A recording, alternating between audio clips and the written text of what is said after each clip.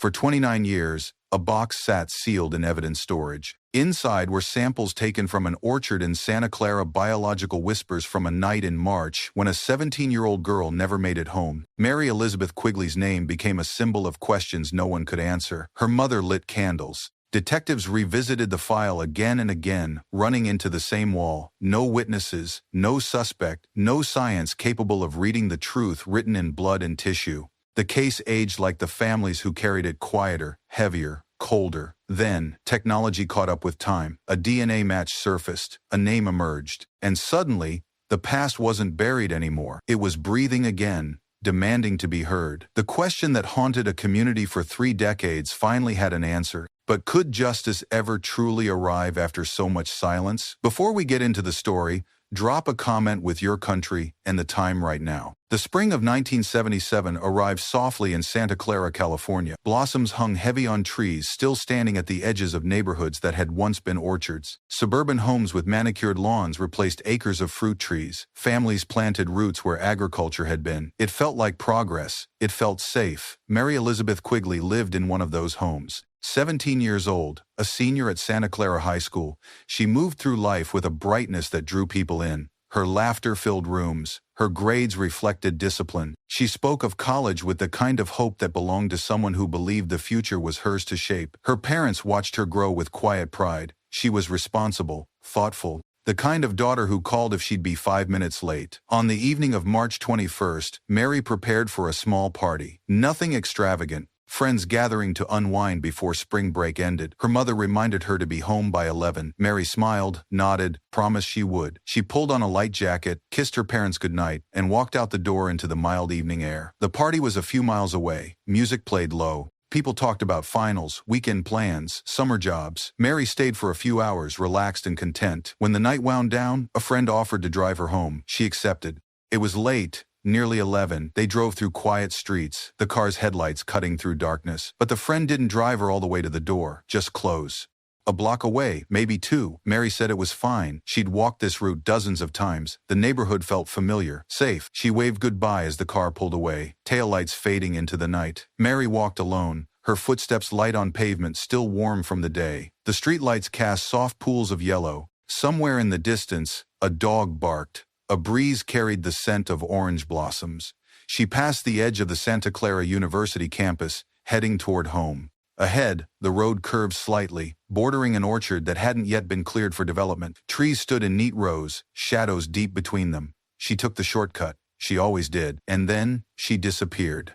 By 11:45, worry crept into the Quigley home. Mary's mother checked the clock, checked the window, checked the clock again. Her father stood near the phone, debating whether concern was warranted yet.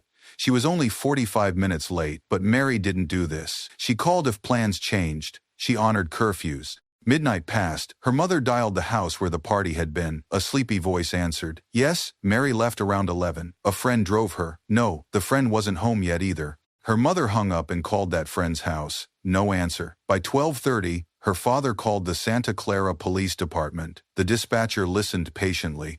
A 17-year-old girl, last seen near the intersection of Benton and Monroe. The dispatcher asked routine questions. Any signs of trouble at home? History of running away? Her father's voice tightened. No, never. Something was wrong. A patrol car was dispatched. 2 officers arrived at the Quigley home just after 1 in the morning. They took notes, asked for a recent photograph. Her mother handed them a school picture, Mary smiling, eyes bright, full of life. The officers assured them that most missing teens turned up within hours, probably staying with a friend, probably forgot to call. But her mother knew better. She felt it in her chest, cold and sharp. By 2 in the morning, more officers joined the search. Flashlights swept through yards and across empty lots.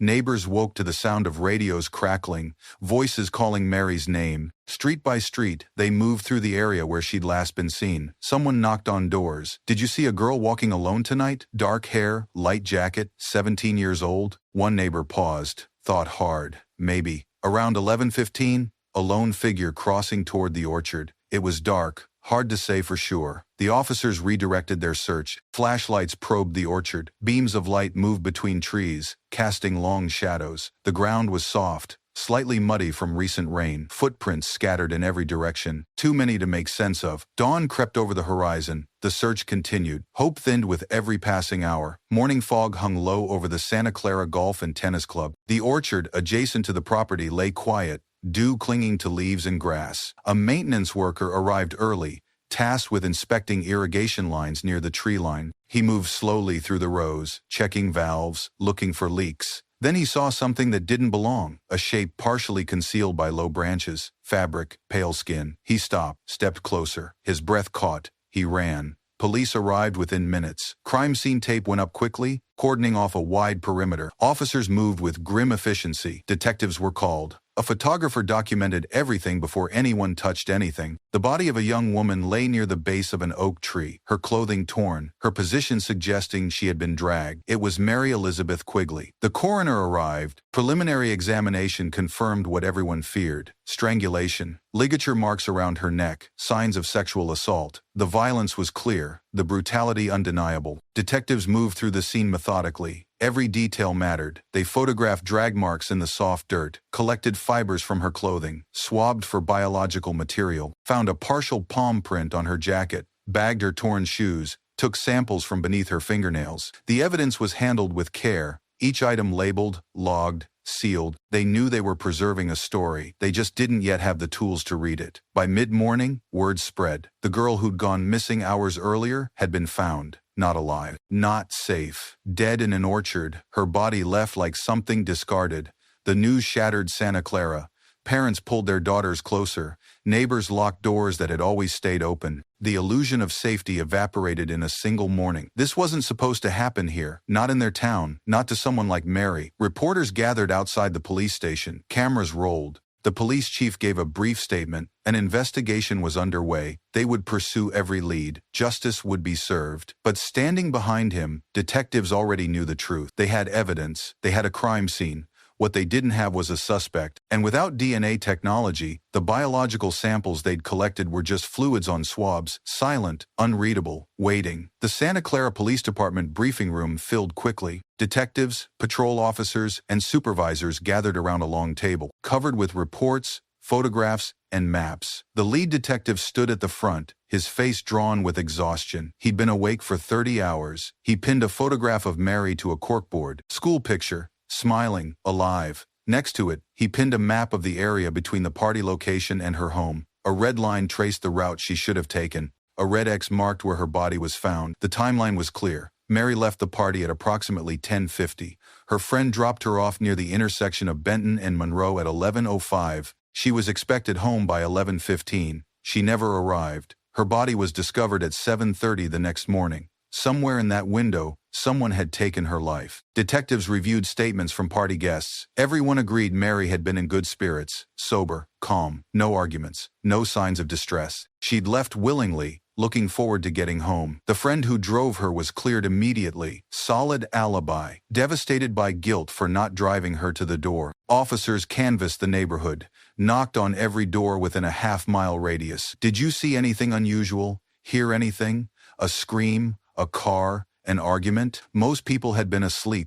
A few remembered hearing a dog barking. One elderly man recalled a truck idling near the orchard around 11:20. Dark-colored, couldn't describe it further. Didn't get a plate number. Just a vague memory of an engine running. Detectives pulled records of known sex offenders in the area. Interviewed each one. Verified alibis. Took fingerprints. Checked backgrounds. Nothing matched. No one stood out. They examined the physical evidence. Shoe impressions near where Mary's body was found. 2 distinct treads. One matched her shoes. The other was larger. Men's work boots, likely. Tire tracks near the access road. Common tread pattern, impossible to trace. The partial palm print lifted from her jacket was photographed, analyzed. Without a suspect, it was useless. Nothing to compare it to. The detective stared at the board. Every case left breadcrumbs. You followed them until they led somewhere, but these breadcrumbs scattered into nothing. He turned to his team. Keep digging. Re-interview. Check again. Someone knows something. But deep down, he felt the case starting to slip. Days became weeks. Weeks became months.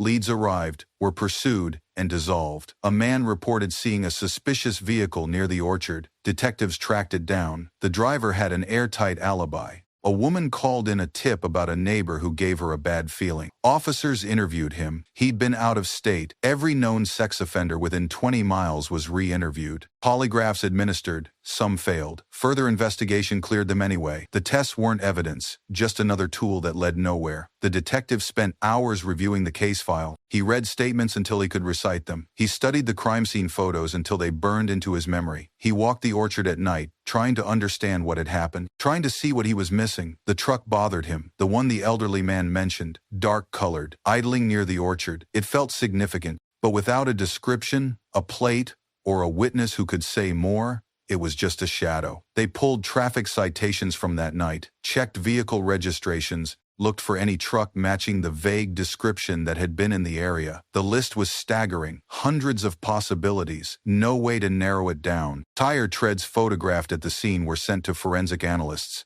They identified the type, a common brand, sold at dozens of retailers. Tens of thousands of vehicles could have left those marks. The biological evidence sat in storage, carefully preserved, but without technology to analyze it, the samples were inert. Potential waiting to be unlocked. Pressure mounted. Newspaper editorials questioned police competence. Residents demanded answers. Town hall meetings grew heated. Parents wanted assurances their children were safe. The police chief could offer none. The detective felt the weight of every unanswered question. He'd promised Mary's mother they wouldn't give up, wouldn't stop, but as leads dried up, that promise felt hollow. He returned to the evidence room, stood in front of the sealed containers holding swabs and slides. Somewhere in those samples was the truth, the identity of the killer, written in biology, but they couldn't read it, not yet. He closed the box, locked it away, and walked back to his desk, where a dozen other cases waited. The late 1980s brought a shift in law enforcement. Cold case units emerged. Detectives revisited unsolved murders, hoping fresh eyes might catch what others had missed. Advances in forensic science offered new possibilities.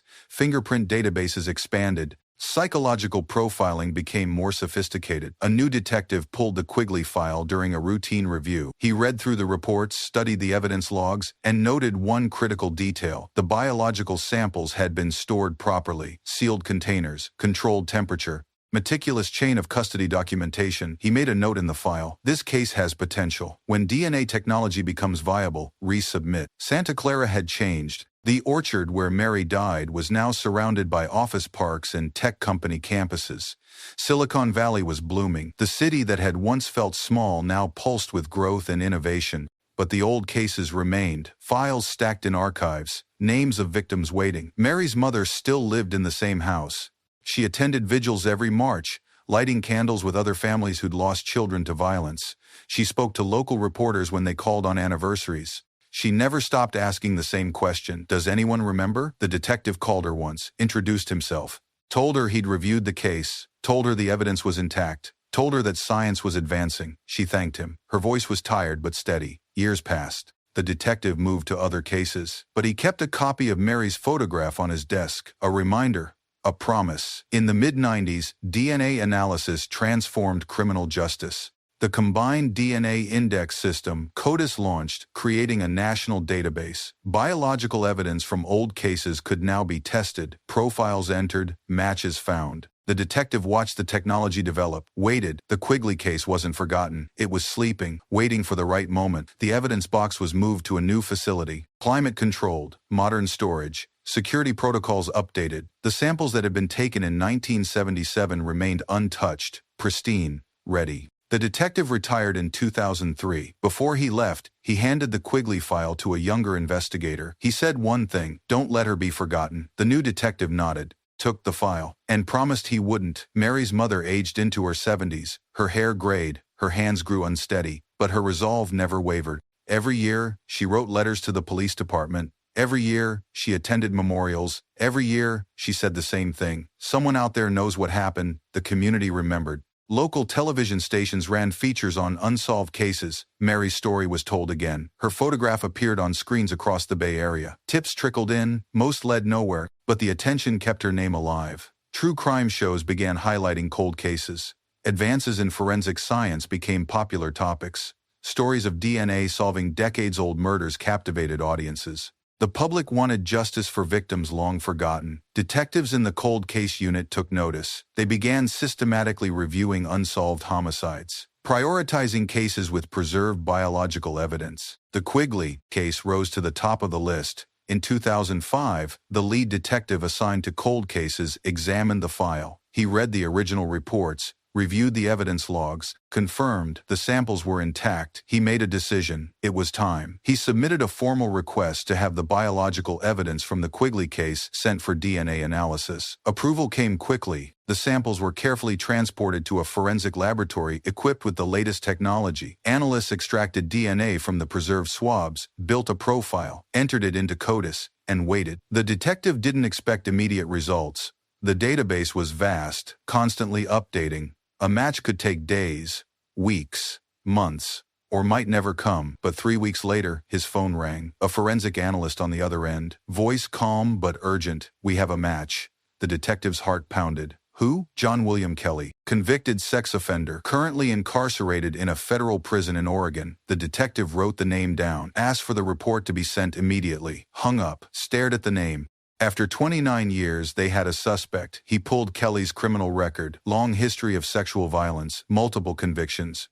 Currently serving time for assaulting a woman in Oregon in the 90s. The detective cross-referenced addresses. In 1977, Kelley had lived in the Bay Area, less than 5 miles from where Mary was killed. He called the district attorney's office, scheduled a meeting, and prepared to reopen a case that had haunted Santa Clara for 3 decades. The cold case unit moved quickly. The detective coordinated with the forensic lab to ensure all documentation was airtight. Chain of custody records reviewed, every transfer of evidence logged and verified. The DNA match was solid, but they needed to ensure the case could withstand legal scrutiny. In 2006, the biological evidence was sent for secondary testing. 2 separate laboratories analyzed the samples independently. Both confirmed the same profile. Both matched John William Kelley. The statistical probability was staggering, 1 in trillions. The DNA found on Mary's body belonged to Kelley. No reasonable doubt. The detective began building the background. He traced Kelley's movements in 1977.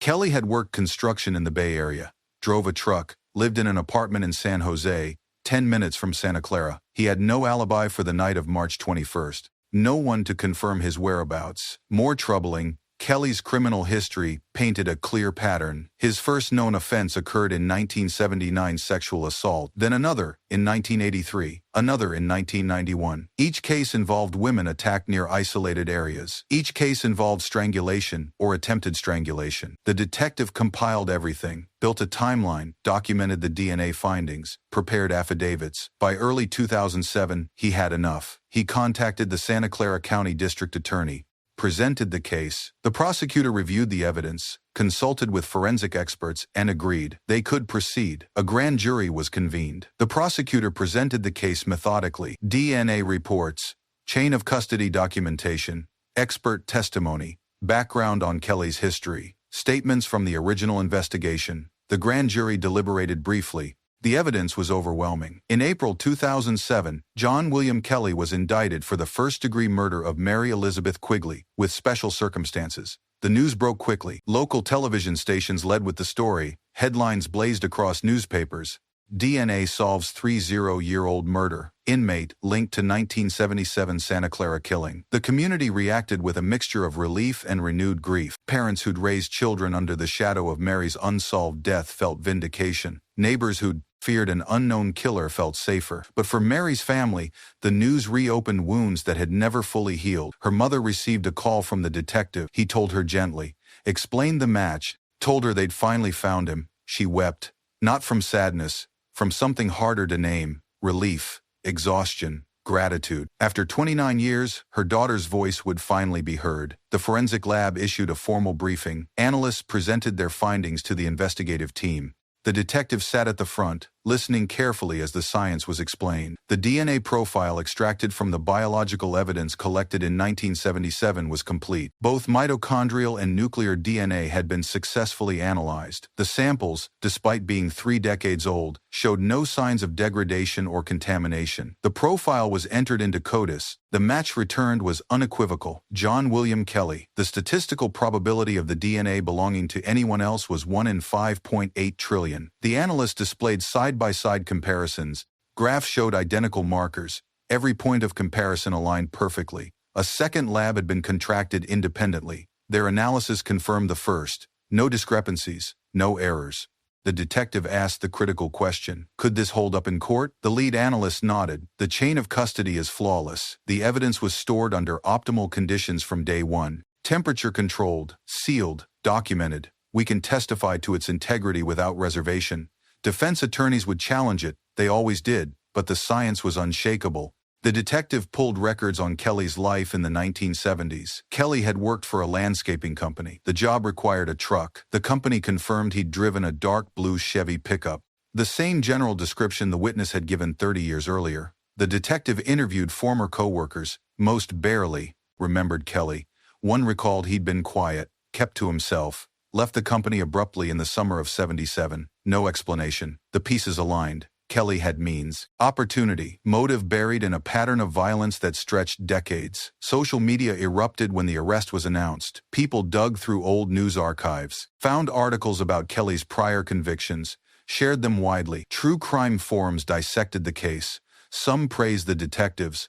Others questioned why it had taken so long. Victims' advocates rallied, held press conferences, argued that Kelley had been allowed to hurt others because justice had been delayed. Mary could have been his first victim. Who came after? The detective wrestled with that question. How many others might have been spared if they'd caught him in '77? But they hadn't. The tools hadn't existed. All they could do now was ensure he faced justice for Mary. Extradition paperwork was filed. Federal authorities in Oregon were notified. John William Kelley would be transferred to California to stand trial. The federal penitentiary in Oregon sat surrounded by flat land and gray sky, concrete walls, barbed wire, guards moving with practiced efficiency.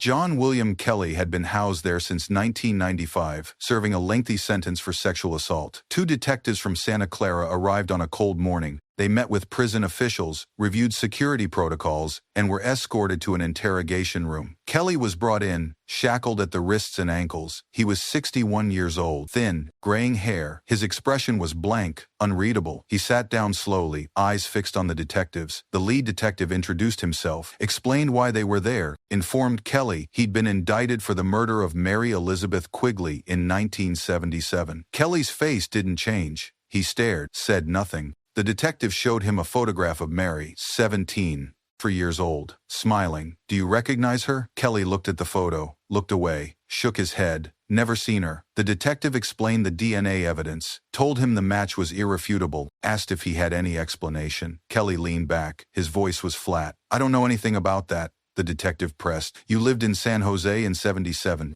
You worked in Santa Clara. You drove a truck. Kelley shrugged. Lots of people lived there. Doesn't mean anything. The detective laid out the evidence, the biological samples, the CODIS match, the statistical probability, the chain of custody, all of it documented, all of it defensible. Kelley's jaw tightened. His only tell. He said nothing. The detective leaned forward. You can deny it all you want. The science doesn't lie. Kelley's eyes darkened. Get me a lawyer. The interview ended. Extradition proceedings began. Kelley's defense attorney in Oregon filed motions to block the transfer, argued that the evidence was too old, that the case was built on deteriorated samples, that his client's rights were being violated. The motions were denied. A federal judge reviewed the DNA documentation and ruled the evidence sound. John William Kelley would be transferred to Santa Clara County to face trial. On a gray afternoon in late 2007, Kelley was transported under guard. He arrived at the Santa Clara County Jail and was processed, photographed, fingerprinted, placed in a holding cell. The detective watched from a distance. After 3 decades, the man who'd killed Mary was finally where he belonged. Now came the hard part, proving it in court. The Santa Clara County Courthouse stood solid and imposing. Inside, the grand jury room filled with quiet anticipation. Jurors took their seats. The prosecutor stood at the front, prepared to lay out the case that had waited 30 years to be told. The prosecutor opened with a simple statement. In 1977, a girl was murdered. For 3 decades, her killer walked free. Today, science gives her a voice. The prosecutor presented the timeline. Mary's last night, her walk home, her body found in the orchard, the evidence collected, the biological samples preserved. Photographs were passed to the jurors, the crime scene, the evidence tags, the sealed containers. Then came the forensic testimony. The lead analyst took the stand, explained DNA profiling in clear, accessible terms, described how the samples were tested, how the profile was built, how it was entered into CODIS, how the match was confirmed. The analyst displayed charts, genetic markers, probability calculations, 1 in 5.8 trillion. The prosecutor asked the key question, is there any doubt this DNA belongs to John William Kelley? The analyst answered firmly, none. The chain of custody documentation was presented, every transfer logged, every seal intact, every temperature record maintained. From 1977 to 2006, the evidence had been handled flawlessly. The prosecutor introduced Kelley's criminal history, his pattern of violence, his proximity to the crime scene, his lack of alibi. The grand jurors listened intently. Some took notes. Others simply stared at the evidence, faces grim. The defense attorney had no opportunity to cross-examine in a grand jury, but he submitted a written objection, argued that the storage methods in the 70s couldn't be trusted, that contamination was possible, that procedural flaws existed. The prosecutor countered with expert testimony. Preservation techniques in the 70s, while less advanced, had been sufficient. The evidence had been sealed immediately, stored properly, never opened until testing in 2006. Lab photographs proved it. Seals unbroken, labels intact, temperature logs consistent. After 2 days of testimony, the grand jury retired to deliberate. They returned within hours. The foreperson stood. Read the decision. We find sufficient evidence to indict John William Kelley for the first-degree murder of Mary Elizabeth Quigley, with special circumstances. The courtroom stirred. The prosecutor nodded. The defense attorney made notes. Outside, reporters waited. When word came, cameras rolled. Headlines were written. The case was moving to trial. Justice, so long delayed, was finally within reach.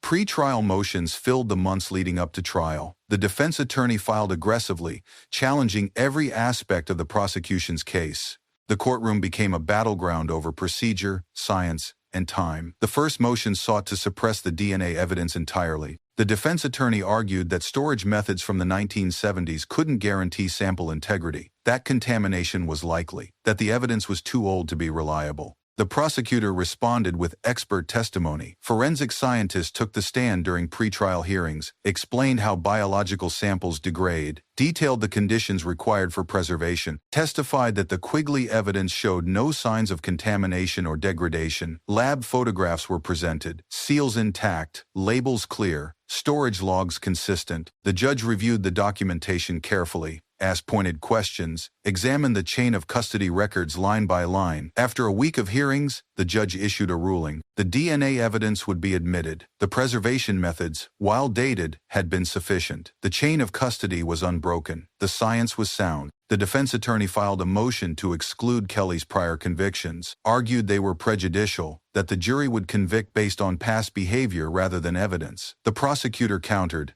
The prior convictions established a pattern, showed motive, demonstrated that Kelley was capable of the violence inflicted on Mary. The judge ruled partially in favor of the defense. The convictions could be mentioned to establish pattern but not detailed extensively. The focus must remain on the evidence specific to Mary's case. Jury selection began. Potential jurors filled the courtroom. Attorneys questioned each one, asked about their understanding of DNA evidence, their feelings about cold cases, their ability to judge fairly despite the passage of time. Some were dismissed for bias, others for inability to grasp scientific testimony. Slowly, a jury took shape. 12 individuals who would decide whether science could convict across 3 decades. Public interest surged. The courtroom filled daily with spectators. Local news stations provided live coverage. Online forums debated the case constantly. Mary's mother attended every hearing, sat in the front row. Her presence a silent reminder of what was at stake. The defense attorney watched her, knew the jury would see her too, knew that sympathy could sway a verdict as much as evidence. But the prosecutor believed the science would speak louder than emotion. The DNA didn't care about sympathy.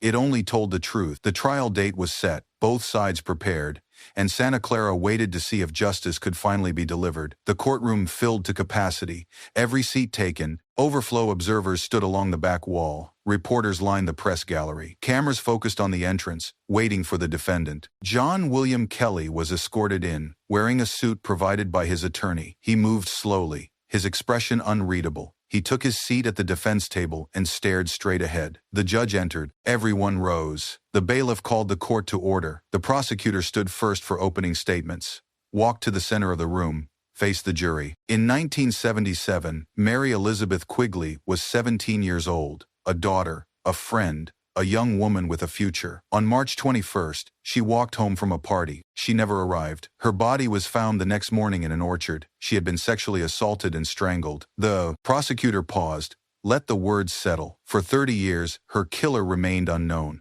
Police investigated, collected evidence, but the technology to read that evidence didn't exist yet, so they preserved it, stored it carefully, waited. The prosecutor pointed to a display showing the evidence containers.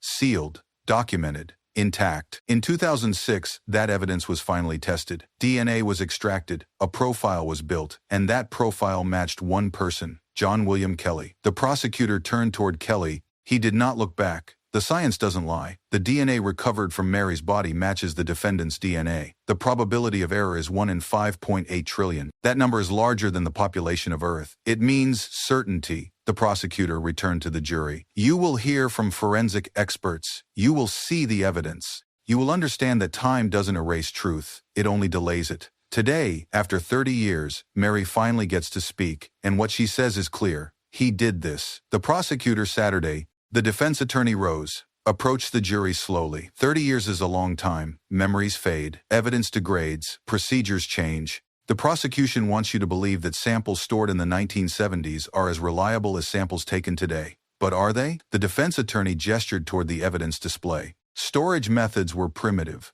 Contamination safeguards didn't exist. Chain of custody procedures were inconsistent. Can we really trust evidence that's been sitting in a box for 3 decades? The defense attorney looked at the jury. My client has already spent years in prison for other crimes. He's not a free man. But that doesn't mean he's guilty of this. The prosecution has DNA, but DNA alone doesn't tell the whole story. The defense attorney returned to the table. Keep an open mind. Demand proof beyond reasonable doubt. The defense attorney. Saturday, the judge addressed the jury. You've heard opening statements. Now you'll hear evidence. Listen carefully. The trial had begun. The first witnesses were those who remembered Mary's last night, friends who'd been at the party, neighbors who'd seen patrol cars searching, each one older now, their memories filtered through decades. A woman in her 40s took the stand. She'd been at the party. Her voice was steady but emotional. The prosecutor asked her to describe that night. We were just hanging out, music, talking. Mary was happy. She laughed a lot. Around 10:30, people started leaving.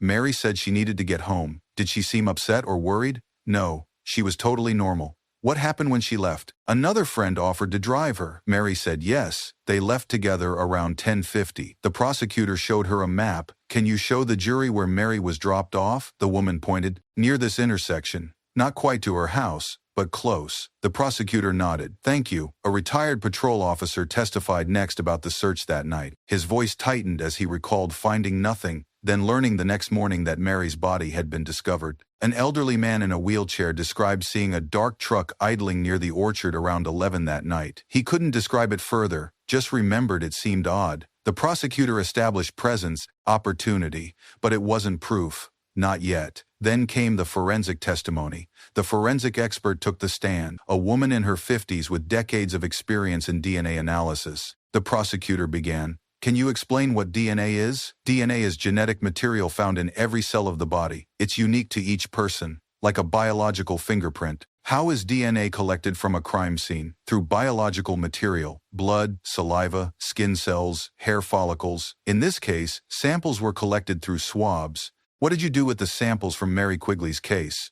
We extracted DNA from the preserved swabs, built a genetic profile, then compared it to profiles in the CODIS database. A screen displayed 2 side-by-side DNA profiles, rows of peaks and valleys, markers aligned perfectly. Can you explain what we're seeing? These are genetic markers, specific locations on DNA strands where variation occurs. The profile on the left is from the evidence collected in 1977. The profile on the right is from John William Kelley. Every marker matches. The prosecutor pointed. How many markers are compared? 13 core markers. In this case, all 13 match. What does that mean statistically? It means the probability of this DNA belonging to anyone other than John William Kelley is 1 in 5.8 trillion. The prosecutor let that number hang. Could the samples have degraded over 30 years? DNA degrades under certain conditions: heat, humidity, exposure to light, but these samples were sealed immediately, stored in controlled conditions. When we tested them, they were intact. Could contamination have occurred? We tested for that, found none. The profiles were clean, unambiguous. The defense attorney stood for cross-examination. You said the samples were stored properly, but storage standards in the 70s were different than today, weren't they? They were less advanced, but the fundamentals were sound. The samples were sealed, labeled, and kept at stable temperatures. Could secondary transfer explain this DNA? No. Secondary transfer involves trace amounts. The DNA in this case was substantial, found in multiple locations, consistent with direct contact during the assault. The defense attorney pressed further, but the forensic expert remained calm. Her testimony stood firm. The prosecutor rested. The defense attorney called his own expert, but the witness couldn't refute the science. The DNA concentration was too high for secondary transfer. The preservation too well documented. The courtroom filled again for closing arguments. The prosecutor stood, walked to the jury box. Mary Elizabeth Quigley was 17 years old. She had plans, dreams, a future waiting. On March 21, 1977, all of that was taken from her. The prosecutor's voice was steady. The evidence in this case is extraordinary, not because it's complicated, because it's simple, clear, undeniable. The prosecutor gestured toward the DNA display. Science doesn't forget. Science doesn't misremember. Science doesn't lie. 30 years ago, evidence was collected from Mary's body. That evidence sat in storage, waiting for technology to catch up. When it did, the evidence spoke. And what it said was this: John William Kelley murdered Mary Quigley. The prosecutor pointed to the statistical analysis. 1 in 5.8 trillion. That's not a guess. That's mathematical certainty. The DNA from the crime scene belongs to the defendant, no one else. The prosecutor turned toward Kelley. The defense wants you to doubt. They've raised questions about storage, contamination, procedure, but every question has been answered by experts, by documentation, by science. The prosecutor returned to the jury. Mary waited 30 years for this moment. Her family waited. This community waited. The evidence doesn't age. The truth doesn't fade. And today, that truth demands justice. The prosecutor sat. The defense attorney rose, approached the jury. 30 years is a long time. Memories fade. Evidence degrades. Technology changes. The prosecution relies on science, but science is only as good as the procedures behind it. The defense attorney gestured toward the evidence. These samples were collected in 1977. Stored in facilities that don't exist anymore, handled by people who've retired or passed away. Can we really trust a chain of custody that spans 3 decades? The defense attorney looked at each juror. My client is already incarcerated. He's already been punished for other crimes, but that doesn't mean he's guilty of this one. You've been asked to reach a verdict beyond reasonable doubt. I'm asking you, do you really have no doubt? After 30 years, the defense attorney sat. The prosecutor stood for rebuttal. Brief, direct. The defense asks you to doubt science, to doubt experts, to doubt documentation. But doubt isn't reasonable when the evidence is this strong. The DNA match is absolute. Mary deserves justice. Not doubt. Justice. The prosecutor sat. The judge addressed the jury. You've heard all the evidence. Now, you must deliberate. The jury was escorted out. The jury deliberated for 6 hours. Inside, they reviewed evidence, examined charts, discussed testimony. Outside, the courthouse buzzed with tension. Mary's mother waited in a small room. The detective sat with her. She couldn't eat, couldn't rest. At 4 in the afternoon, word came. The jury had reached a verdict. The courtroom filled. The judge took the bench. Kelley was brought in. The jury filed in. Their faces revealed nothing. The judge addressed the foreperson. Have you reached a verdict? We have. The bailiff retrieved the paper, handed it to the judge. The judge read it silently, handed it back. The foreperson stood. In the matter of the state of California versus John William Kelley, on the count of first-degree murder with special circumstances, we find the defendant guilty. The courtroom erupted. Gasps. Tears. Mary's mother collapsed forward, sobbing. The detective placed a hand on her shoulder. Kelley showed no reaction, stared straight ahead. The judge gavelled for order. Thank you for your service. Sentencing is set for 3 weeks. The gavel fell. Guards escorted Kelley out. Outside, reporters swarmed the prosecutor. Justice has been served. After 30 years, Mary Quigley's voice has been heard. Mary's mother emerged, spoke softly to cameras. My daughter can rest now. I can rest now. It's been so long. But finally, there's an answer. 3 weeks later, the courtroom reconvened. Sentencing day. Mary's mother approached the podium. Her voice shook at first, then steadied. My daughter was 17. She loved music. She wanted to be a teacher. She was kind to everyone. She paused. When she didn't come home that night, I knew. A mother knows. For 30 years I lived with that knowledge. No answers, no closure, just absence. She looked at Kelley. You stole her future. You stole our peace. You made us live in fear and grief for 3 decades. I hope you spend every day of the rest of your life thinking about what you did. She stepped down. A former classmate spoke. Mary was my friend. We were supposed to grow up together. She never got that chance. Now we know who did this. And while it doesn't bring her back, it gives us something. An end to the wondering. The prosecutor recommended life imprisonment without parole. The defense attorney asked for leniency. The judge looked at Kelley. Any statement? Kelley said nothing. The judge spoke. John William Kelley, you have been found guilty of the first-degree murder of Mary Elizabeth Quigley, with special circumstances. This court sentences you to life in prison without the possibility of parole. The gavel fell. Guards escorted Kelley out. Mary's mother wept. But this time, the tears carried relief. Finality. Justice. Outside the courthouse, twilight settled over Santa Clara. Reporters gathered. The prosecutor spoke. Today, justice was served. Not just for Mary Quigley, but for every victim whose cases deserve to be pursued, no matter how much time has passed. A reporter asked about other cold cases. We're investigating. Kelley's history suggests he may have committed other crimes. We're reviewing unsolved cases from the same time period. The detective took the podium. I want to thank the original investigators who preserved that evidence in 1977. They didn't have the technology we have now, but they knew someday it might exist. That foresight made this conviction possible. What kept you going? Her family, her mother, never stopped asking. How could I give up when she didn't? Mary's mother stood alone, smiled faintly. I can finally say goodbye. Really say it. For 30 years, part of me was frozen in that night. Now I can let her go. Not forget, never forget, but let go of the waiting. She walked down the steps. The detective accompanied her. The sun set, darkness covered Santa Clara. But inside that darkness, something had shifted. A long silence finally broken. Inside the police evidence lab, technicians archived the Quigley case, each item photographed, logged, placed in storage. A supervisor gathered the team. The Quigley case took 30 years to solve, but it was solved because people in 1977 did their jobs right. Sealed samples, documented everything, stored properly. The supervisor held up a memo. Effective immediately, we're updating evidence retention policies. Biological samples in unsolved homicides will be preserved indefinitely. Climate-controlled storage, annual audits, full documentation. Across California, other departments took notice.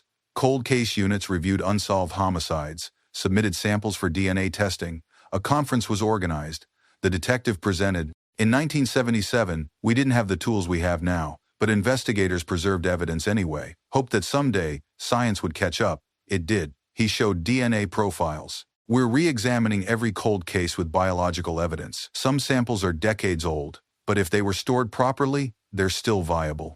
Questions came. Budget constraints? Chain of custody gaps? Show your communities this case. Show them that justice delayed doesn't mean justice denied. Show them that families wait. The conference ended. Detectives returned home, started pulling files, re-examining evidence, making calls to families who'd waited years for answers. The former orchard site stood quiet, surrounded by offices and highways now, but a small memorial remained, a plaque embedded in stone. Mary Elizabeth Quigley, March 4, 1960, March 21, 1977. Her truth endured. People stopped, left flowers, stood in silence. Mary's mother visited each spring, placed fresh roses, spoke quietly to her daughter. Years passed. The case became a landmark, cited in legal journals, featured in documentaries, used as a teaching example in forensic science programs. Other cold cases were solved. DNA technology advanced further. Families received answers they'd never expected. The detective retired, kept Mary's photograph on his home desk, a reminder of what persistence could achieve. Kelley remained in prison, never spoke of that night, never showed remorse, but Mary's story lived on. Not just as a tragedy, as a testament to families who never stopped asking, to investigators who never stopped searching, to science that refused to let time erase truth. Santa Clara changed, grew, evolved. The orchards disappeared entirely. Tech companies filled every corner, but the community remembered. Each March, candles were lit, names spoken, stories told. Mary Elizabeth Quigley, 17 years old, full of promise, taken too soon, but never forgotten. And finally, at rest.